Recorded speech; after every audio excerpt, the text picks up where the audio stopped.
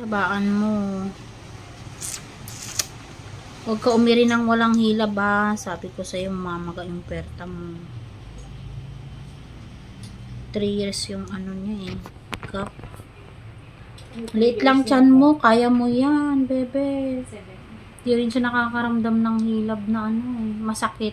Kahit mahilap, matigas yung tiyan niya, hindi siya umiiri. 17, 16. Baan mo. Pagod. Gusto mong kumain? Baan mo para makaraos ka na din. Maraming naghihintay kasi sa kanya. 5:49. Haba mo, bebe. Naglilinis pa ako. Ang dami niya po. Habaan. Sabi niya dapat daw hindi. Upo ka pag walang hilab. Upo ka dito sa may upuan niya.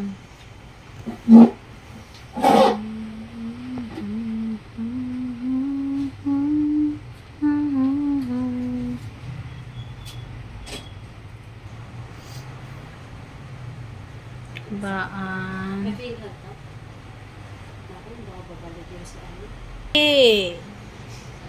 Baby, labas ka na.